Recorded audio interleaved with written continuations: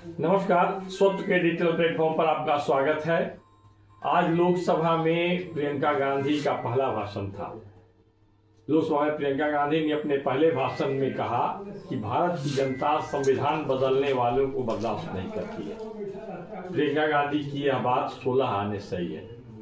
कुख्यात आपातकाल में इंदिरा गांधी ने भारत के संविधान में बहुत बड़ा परिवर्तन किया था। उस परिवर्तन को संविधान विशेषज्ञ लघु संविधान की रचना जैसा मानते हैं। यहाँ तक कि संविधान की आत्मा कहे जाने वाले संविधान का प्रस्तावना भी बदल दिया गया था। संविधान में इतना बड़ा परिवर्तन उस समय किया गया जब प्रतिपक्ष के सभी बड़े चेहरे जेल में थे। इतने बड़े बदलाव को बिना प्रतिपक्ष के ही अंजाम दे दिया गया था।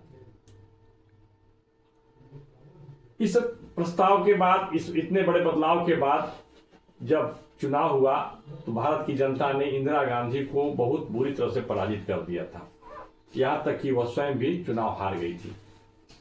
एक विवादास्पद संशोधन संविधान की प्रस्तावना में भी कराया गया। उसमें समाजवाद और पंथ निरपेक्षता में 2 शब्द जोड़े गए,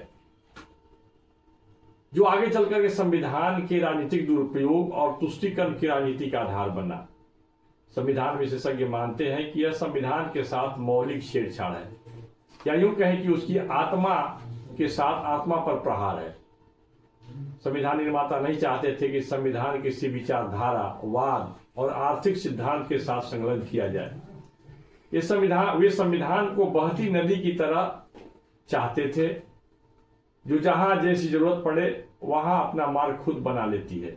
लेकिन जिन दिनों इंदिरा गांधी ने लोकतंत्र की हत्या कर अपनी तानाशाही कायम की थी, उन्हीं दिनों संविधान निर्माताओं के विचार और संविधान दर्शन की उपेक्षा कर उन्होंने अनावश्यक शब्द जुड़वाए।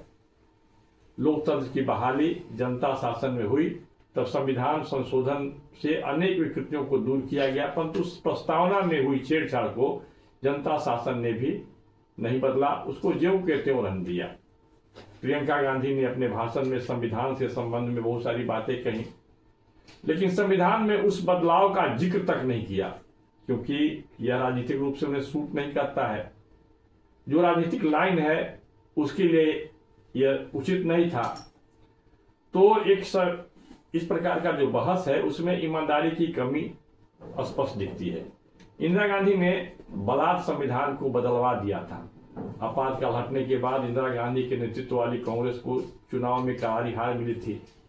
यहां तक कि खुद इंदिरा गांधी भी चुनाव हार गई थी। प्रियंका गांधी ने एक एक काल्पनिक स्थिति के आधार पर अपनी बात रखते हुए कहा कि नरेंद्र मोदी की सरकार हारते हारते बची, नहीं तो ये संविधान को समाप्त कर देते। मतलब उनका स्पष्ट कहना था कि यदि ये बहुमत में रहते, प्रचंड बहुमत में, तो संविधान को बदल देते या समाप्त कर देते। यह बात सही है कि प्रचंड बहुमत होने पर सत्ता निरंकुश हो जाती है, लेकिन नरेंद्र मोदी सरकार के संबंध में इस प्रकार की आशंका को कोई ठोस आधार नहीं मिलता। हाँ, संविधान की जिस धारा के कारण कश्मीर भारत से अलग जैसा था, नरेंद्र मोदी की सरकार ने उस धारा को समाप्त किया।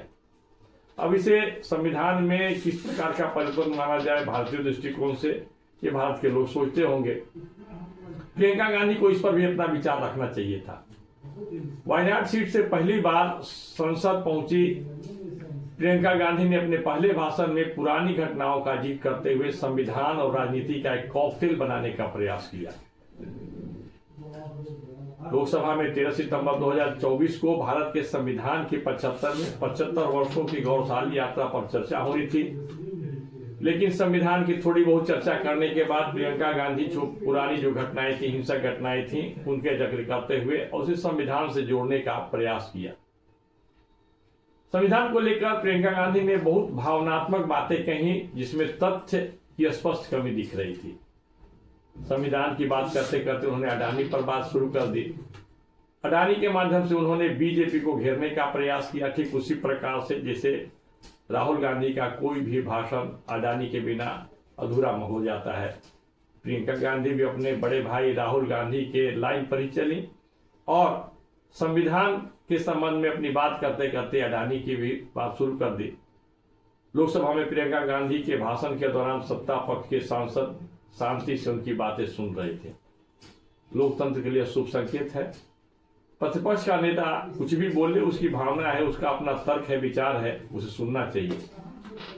लेकिन प्रियंका गांधी ने अपने भाषण में संविधान बदलने या यूं कहे कि संविधान को समाप्त करने का जो आरोप नरेंद्र मोदी सरकार पर लगाती रही, उनके इस भाषण का जवाब भी आएगा। प्रतिपक्ष के, सत्ता पक्ष के लोग भी नोट कर रहे होंगे, और उनकी जो बातें आई हैं उसका जवाब भी आएगा। अब देखना होगा कि उस समय प्रतिपक्ष के लोगों का कैसा व्यवहार होता है। शांति से अपनी बातों, सत्ता पक्ष के लोगों की बात सुनते हैं या फिर बहिष्कार करते हैं, हंगामा करते हैं। आज की इस वीडियो में इतना ही। नमस्कार।